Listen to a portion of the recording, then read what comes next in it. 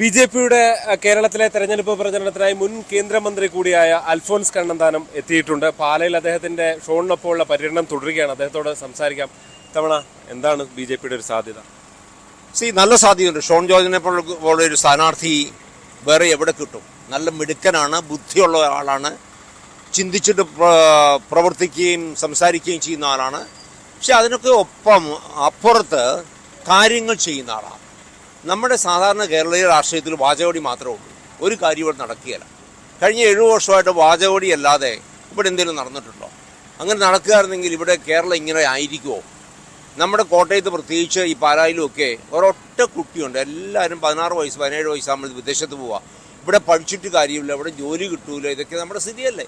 അതിനൊക്കെ വിപരീതമായിട്ട് ഷോൺ ജോർജ് പറഞ്ഞ എവിടെ പ്രശ്നമുണ്ടോ അവിടെ ചെന്ന്, വെറുതെ ഫോൺ വിളിക്കുകയല്ല, അവിടെ ചെന്ന് അതിന് പരിഹാരം ഉണ്ടാക്കുന്ന ആളാണ് ഷോൺ ജോർജ്.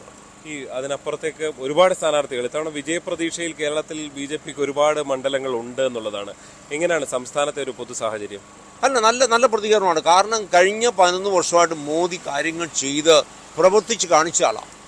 മോദി സർക്കാരിൻ്റെ ബഡ്ജറ്റ് എന്ന് പറഞ്ഞാൽ ഈ രാഹുൽ ഗാന്ധിയൊക്കെ പറയുക അദാനി അംബാനിയൊക്കെയാണെന്ന് പറയെങ്കിലും മോദി സർക്കാരിൻ്റെ ബഡ്ജറ്റിൽ 75% ചെലവഴിച്ചിരിക്കുന്ന പാവങ്ങൾക്ക് അടിസ്ഥാന സൗകര്യങ്ങൾ ഉണ്ടാക്കാൻ വേണ്ടിയാണ്. ബഡ്ജറ്റ് പരിശോധിച്ചാൽ കാണാം എത്ര കോടി വീടുകൾ, പാചകവാതകം, നമ്മുടെ ആയുഷ്മാൻ ഭാരതിൽ ആരോഗ്യ മേഖലയിൽ ബാങ്കിലേക്ക് നേരെ 45 ലക്ഷം കോടി രൂപ കൊടുത്തിരിക്കുന്നു. നമ്മുടെ ഹൈവേ, റോഡുകൾ, വിമാനത്താവളങ്ങൾ, നമ്മൾ പറഞ്ഞാൽ അവസാനിക്കുകയില്ല. സാധാരണ കർഷകർക്ക് ഇതൊക്കെ ലോക ചരിത്രത്തിൽ ആരെങ്കിലും നടത്തിയിട്ടുണ്ടോ? ഈ 70 വർഷം ഭരിച്ച കോൺഗ്രസോ അവരുടെ കൂടെ നിന്ന് LDFോ എന്തെങ്കിലും ചെയ്തിട്ടുണ്ടോ? ഇതൊക്കെ നടക്കണമെങ്കിൽ നമുക്ക് മോദിയെ പോലെ ചിന്തിക്കുന്ന, അതുപോലെ പ്രവർത്തിക്കുന്ന ഒരാൾ വേണം. അതിൻ്റെ ഏറ്റവും നല്ല ഒരു സ്ഥാനാർത്ഥിയാണ് ഷോൺ ജോർജ്.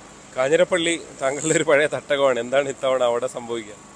എല്ലായിടത്തും ജനങ്ങൾക്ക് ചിന്തയുണ്ട്, നല്ലൊരാളിനെ തിരഞ്ഞെടുക്കണം. കാരണം പ്രവർത്തിക്കുന്ന ഒരാളെ ഇപ്പോൾ കാഞ്ഞിരപ്പള്ളിയുടെ എടുത്തോളൂ. ഇപ്പോൾ 6ാമത്തെ പ്രാവശ്യമല്ല പുള്ളി MLA സ്ഥാനത്തിന് വേണ്ടി ഇപ്പോഴത്തെ MLA നിൽക്കുന്നത്. പുള്ളി 6 പ്രാവശ്യം 10-25 വർഷമായിട്ട് പുള്ളി ഒരു മുട്ടുസൂചി പോലും അവിടെ മാറ്റി വച്ചിട്ടുണ്ടോ? എന്തേലും ചെയ്തിട്ടുണ്ടോ? കുടിവെള്ളത്തിന് വേണ്ടി, വീടുകൾക്ക് വേണ്ടി, സാധാരണ ജനങ്ങളുടെ പ്രശ്നത്തിന് വേണ്ടി പുള്ളി എന്തേലും ചെയ്യുമോ? നല്ല മനുഷ്യനാണ്, പക്ഷേ ഒന്നിനും കൊള്ളൂല്ല. ഇങ്ങനത്തെ ആൾക്കാർ രാഷ്ട്രീയത്തിൽ വന്നിട്ട് കാര്യം എന്താ? സംസ്ഥാനത്തൊരു ഭരണമാറ്റം ബി.ജെ.പിക്ക് അനുകൂലമായി ബി.ജെ.പി തന്നെ ഭരണത്തിലേക്ക് എത്തുന്നൊരു സാഹചര്യം ഉണ്ടാകുമെന്ന് കരുതുന്നുണ്ടോ? അങ്ങനെ ഒരു സാഹചര്യം ഉണ്ടാകണം. കാരണം ഈ മോദിയുടെ ശൈലിയിലുള്ള ഭരണം കേരളത്തിൽ വരിക എന്നുള്ള ആവശ്യമാണ്. കാരണം ഇവിടെ നടക്കണം, നമ്മുടെ ഇവിടെ വ്യവസായവും കച്ചവടമൊക്കെ ഉണ്ടാകണം, ഇവിടെ നമ്മളുടെ പിള്ളേരെ പഠിക്കണം, ഇവിടെ അവർക്ക് ജോലി ഉണ്ടാകണം. ഇതൊക്കെ അടിസ്ഥാനമാണ്. FCR പോലുള്ള വലിയ പ്രചരണങ്ങൾ തെരഞ്ഞെടുപ്പ് രംഗത്ത് വരുന്നത് ബി.ജെ.പിക്ക് തിരിച്ചടിയല്ലേ? ഞാൻ നമ്മുടെ ഉത്കണ്ഠകളൊക്കെ ഞാൻ പ്രധാനമന്ത്രിയെ അറിയിച്ചിട്ടുണ്ട്. നമ്മുടെ സംസ്ഥാന പ്രസിഡന്റ് രാജീവ് ചന്ദ്രശേഖരൻ പ്രധാനമന്ത്രിയുമായിട്ട് നേരെ സംസാരിച്ച് ആ ഉത്കണ്ഠയൊക്കെ അറിയിച്ചിട്ടുണ്ട്. അത് അത്തരം ഇത് തെരഞ്ഞെടുപ്പിൽ വരില്ല എന്ന് തന്നെയാണ്. അതൊക്കെ മനസ്സിലാക്കിക്കൊണ്ടുള്ള വോട്ടിംഗ് ആയിരിക്കും ഉണ്ടാവുക സഭകൾ. തീർച്ചയായിട്ടും. സഭയിലെ ആൾക്കാരൊക്കെ ചിന്തിക്കുന്ന ആൾക്കാരാണ്, അവർക്ക് കാര്യങ്ങളൊക്കെ മനസ്സിലാകും. അതിപ്പോൾ തൽക്കാലം മാറ്റിവെച്ചിരിക്കുക. ഒരു സമയത്ത് അസ്ഥാനത്ത് വന്നൊരു ഇതായോ ഒരു ഇലക്ഷൻ സമയത്ത് ഇങ്ങനൊരു സാധനം കയറി വന്നത്? നമുക്കൊക്കെ സംസാരിക്കുമ്പോൾ ഇന്നതാണ് നമ്മുടെ യാഥാർത്ഥ്യം എന്നുള്ളതാണ്. അങ്ങനെ ഒരു സ്ഥിതിയിലാണ് നമ്മൾ ഇലക്ഷനിലേക്ക് വരുന്നത്. യഥാർത്ഥത്തിൽ സഭകളെ ബാധിക്കുന്ന ഒരു വിഷയം അല്ല എന്നുള്ളത് തന്നെയാണ് അല്ലേ? ഇതൊരു പൊതുവായിട്ടുള്ള നിയമം കൊണ്ടുവരും. അപ്പോൾ ആരെയാണ് കൂടുതൽ ബാധിക്കുന്നത് എന്നൊക്കെ നമുക്ക് ആ കണക്കുകളൊക്കെ എടുത്താലേ പറയാൻ പറ്റുള്ളൂ. ഇപ്പം ഞാനൊരു സ്ഥാനാർത്ഥിയല്ല, ഞാനൊരു MP അല്ല, MLA അല്ലാത്തതുകൊണ്ട് ഞാനിത് കാര്യമായിട്ട് അത്ര ദീർഘമായിട്ട് പഠിച്ചിട്ടില്ല. പക്ഷേ കേട്ടിടത്തോളം ഇത് ഉത്കണ്ഠകളുണ്ട് സഭയ്ക്ക്. അതൊക്കെ തീർച്ചയായിട്ടും മാറ്റിയിട്ട് നിയമം കൊണ്ടുവരണം എന്നാണ് ഞങ്ങളുടെയൊക്കെ വിശ്വാസം. ഈ ഇത്തവണ മത്സര രംഗത്തേക്ക് പേരൊന്നും വന്നില്ല, എന്താണ് അത് സംഭവിച്ചത്?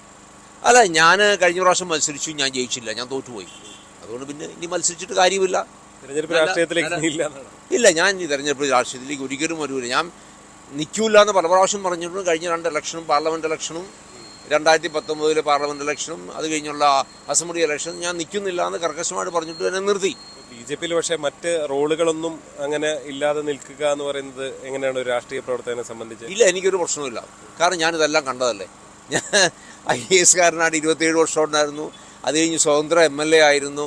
ഞാൻ IAS കാരനായിരിക്കും കോട്ടയം കളക്ടറായിട്ട് പ്രശസ്തനായി, ഡൽഹി കമ്മീഷണറായിരുന്നു. അത് കഴിഞ്ഞ് MLA ആയി, ഏറ്റവും നല്ല MLAക്കുള്ള അവാർഡ് കിട്ടി. അത് കഴിഞ്ഞ് പിന്നെ കേന്ദ്രമന്ത്രിയായി. ഇനി ജീവിതത്തിൽ നമ്മളങ്ങനെ ആവശ്യമില്ലാതെ നമ്മൾ കസേരയ്ക്ക് വേണ്ടി ഇങ്ങനെ നോക്കേണ്ട കാര്യമില്ല. അതൊക്കെ ബി.ജെ.പിയിലപ്പോൾ എന്താണ് ഇപ്പോൾ ശരിക്കും റോള്? ഞാനൊരു സാധാരണ പ്രവർത്തകനാണ്. അതുകൊണ്ട് എവിടെ ഇലക്ഷൻ ഉണ്ടോ, എവിടെ നമുക്ക് പ്രവർത്തിക്കാൻ മേഖലകളുണ്ടോ അവിടെ പോയി പ്രവർത്തിക്കും. അങ്ങനെ സാധാരണ പ്രവർത്തകനായി നിൽക്കുന്നതിൽ ഹാപ്പിയാണ്. പ്രശ്നം അങ്ങനെ സാധാരണ രാഷ്ട്രീയക്കാരെ സംബന്ധിച്ച് എന്തെങ്കിലും പദവി വേണം എപ്പോഴും.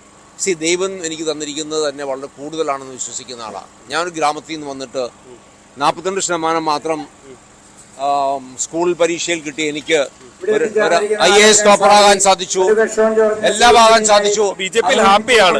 ഞാൻ വളരെ ഹാപ്പി. ഏതായാലും അതാണ് അദ്ദേഹം ചൂണ്ടിക്കാണിക്കുന്നത്. സംസ്ഥാനത്ത് തെരഞ്ഞെടുപ്പ് പ്രചരണ രംഗത്ത് അൽഫോൺസ് കണ്ണന്താനം തുടരുകയാണ്.